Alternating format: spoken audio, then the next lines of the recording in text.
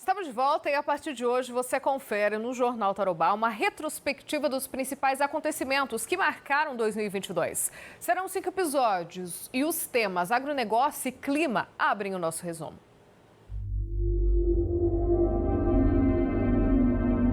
O ano começou com os produtores da região oeste contabilizando prejuízos nas lavouras de milho e soja.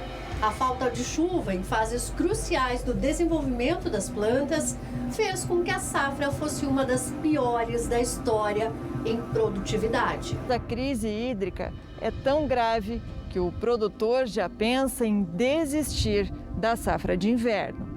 O oeste do estado foi a região mais afetada. As quebras chegaram a 65% na soja e 54% no milho. E o prejuízo passou a casa dos 2 bilhões de reais. Diante da estiagem severa, diversos municípios da região decretaram emergência hídrica. Em Santa Teresa do Oeste, produtores amargaram prejuízos no campo. Em algumas localidades, até a água para uso doméstico ficou escassa. Então, ministra da Agricultura, Tereza Cristina, visitou algumas lavouras atingidas pela estiagem severa na região oeste. Nós estamos tendo aí uma estiagem em regiões que nunca tiveram.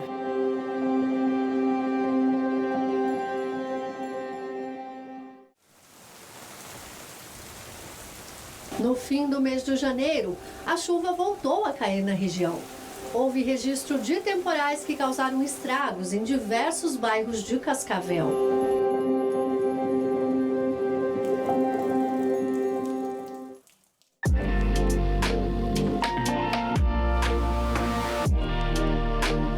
Fevereiro começou com a realização de um dos maiores eventos do agronegócio, a 34ª edição do Show Rural.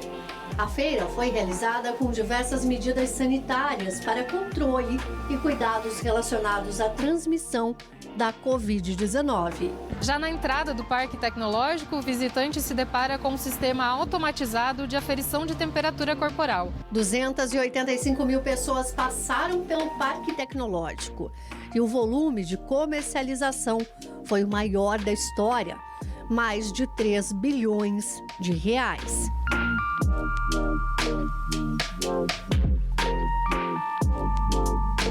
No campo, fevereiro foi um mês de incertezas, já que o atraso na colheita da soja também atrasou o plantio da safrinha de milho. E o risco da geada, aliado ao aumento dos preços dos insumos, fez com que alguns produtores reavaliassem o plantio da safra de inverno, enquanto outros depositavam nele toda a esperança para recuperar as perdas da safra de verão.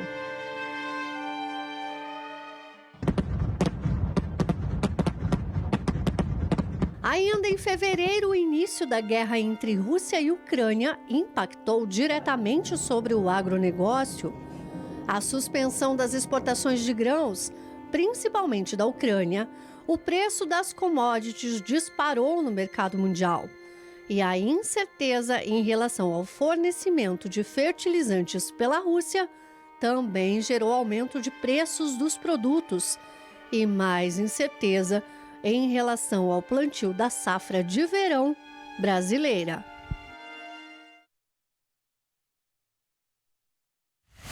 Em março e abril, a região voltou a registrar chuvas regulares, o que na agricultura trouxe expectativas de boa safra de milho. E no abastecimento começou a normalizar o nível dos mananciais. Ainda em abril, a natureza mostrou toda a sua fúria e devastou a cidade de Maripá, que fica a cerca de 100 quilômetros de Cascavel. Os estragos foram registrados tanto no perímetro urbano, com a queda de árvores, alagamentos e destelhamentos de casas e empresas.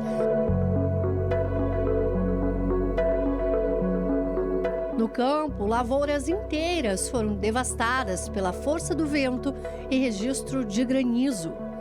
Instalações pecuárias foram completamente destruídas. No campo é que houve a maior perda.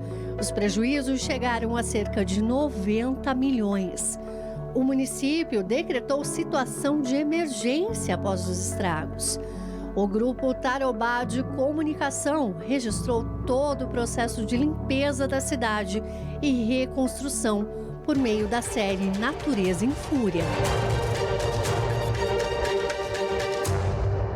Em junho, a chuva voltou a ser registrada em volumes significativos e, com isso, o produtor rural de Cascavel precisou enfrentar mais desafios: o sair de casa e escoar a produção.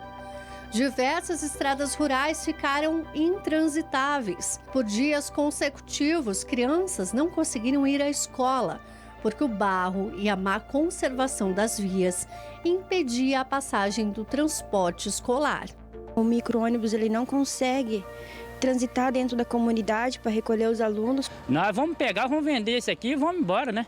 Em junho, com a influência do fenômeno Laninha, tivemos um misto de veranico e geada na região.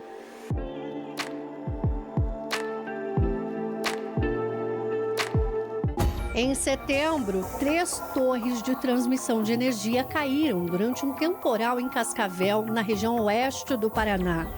Cada uma delas tinha cerca de 4 toneladas de aço nas estruturas. Com a queda, alguns cabos se arrebentaram e causaram estragos em casas da região. Os ventos chegaram a 70 quilômetros por hora. E se por um lado a falta de chuva causa prejuízos, o excesso dela também traz transtornos. Em outubro, o registro de chuva em Cascavel impactou na malha asfáltica. O pavimento já antigo não suportou o volume de água e os buracos se multiplicaram pela cidade. Houve locais que não era possível desviar das crateras que ocupavam as pistas. Cada chuva que começa aí, a gente já sabe que vai ficar intrafegável essa região. Já na região sudoeste, a chuva forte causou alagamentos e deixou muitas famílias desabrigadas. As cidades mais atingidas, como Francisco Beltrão e Pato Branco. Em Francisco Beltrão, o rio Marrecas subiu cerca de 8 metros acima do nível normal. Em Pato Branco, 2 crianças morreram após o carro em que estavam ser arrastado pela enxurrada.